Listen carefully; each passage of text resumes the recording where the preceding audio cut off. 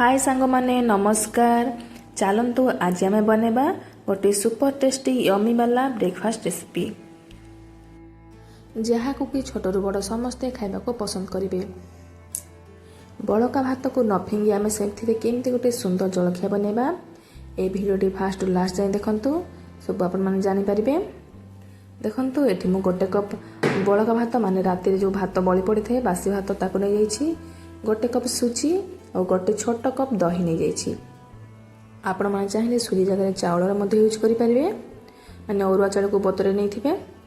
एबे चलंतु गोटे grinding jar नै जिबा एथिरे भात सुजी आ दही को ऐड करदबा एवं गोटे पिंच अदा 2-4 कुला रसुण गोटे कंचा लंका को देई अल्प टिके पानी दी हागो फाइन पेस्ट बनेबा।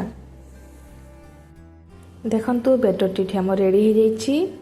बेटर रो कंसिस्टेंसी एमती रहबा दरकार। एक थर के बेसी पानी देबेनी अल्प अल्प करी पानी दे गोटे एमती फाइन पेस्ट बनेबे। बेसी पतला करेंगे कि बेसी मोटा मध्य करेंगे। एबे चलंतु ये बेटर को गोटे बाउल को ट्रांसफर करनबा। एबे एथिरे हमें स्वाद अनुसार लुण को दे देबा एवं ए बेटर को कंटिन्यूअसली गोटे डायरेक्शन रो फेंटिबा जहा फल कि बेटर टे टिके स्पंजी हे जिवो और ब्रेकफास्ट बनाइला समय रे तोला परे नरम बनिबो।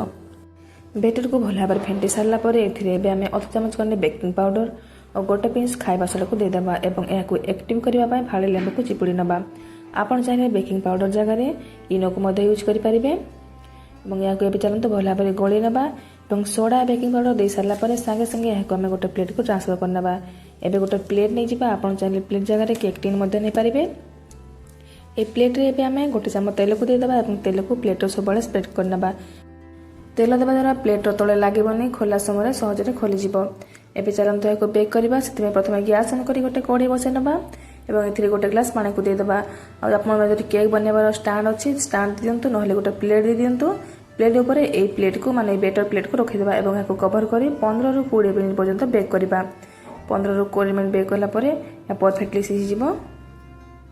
देखंतु याको बेक करबारु 15 रु 20 मिनिट हे गलानी। एबे याको खोली के देखिबा परफेक्टली सिझि जाइछि। मोर गोटे नाइफ साइज रे आपन को देखाउछि। देखंतु नाइफ रे किछि भी लागोनी त माने परफेक्टली सिझि जाइछि। एबे हम गैस रा फ्लेम को ऑफ करनबा एवं को ठंडा पय छाड़ देबा। एबे या भल भाबरे ठंडा हो जाइछि। एबे याको चलंतु हम कट करबा। आपन आपन को पसंद हिसाब रे जे कोन सी साइज रे कट करि परिबे। मने रखंतु ठंडा हला पर ही याको काढंतु एवं कट करंतु। ते गरम थिबा समय याको काढबा को चेष्टा करबे या भांगी जाय पारे। देखंतु एठी मु स्क्वायर साइज सब गुडा काटि नैछि। एबे परफेक्टली हमर ब्रेकफास्ट हो जाइछि। एबे खाली हम गोटे सिंपल तड़का लगाइबा एथिरे। देखंतु केते स्पंजी हेछि पूरा तोला परि नरम हेछि। एबे चलंतु गैस ऑन करी गोटे कढ़ाई को बसे नबा एवं एथिरे गोटे चमच खने तेल को दे देबा। तेल भल्ला परे गरम हे गला परे एथिरे एबे हमें आधा चमच गोटा सरिष को दे देबा। सरिष भल्ला परे फुटी सारला परे एथिरे हमें जो काटि रखिले स्क्वायर साइज पिठा गुडा को ऐड कर दबा एवं भल्ला परे गोळी नबा। एबे एथिरे हमें अल्प टिके लंका गुंड एवं अल्प टिके ब्लैक सॉल्ट एवं किछि कटा धनिया पत्र को सब आडे में स्प्रेड करनबा।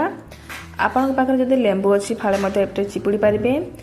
टेस्टटा बहुत बढ़िया लागिबो चटपटिया लागिबो। याको एमती भल भाबरे गोळे नबा।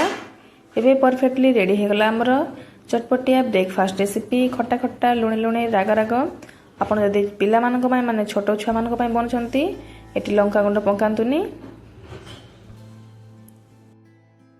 देखंतु एबे परफेक्टली रेडी हे गला हमर चटपटिया यमी वाला ब्रेकफास्ट रेसिपी।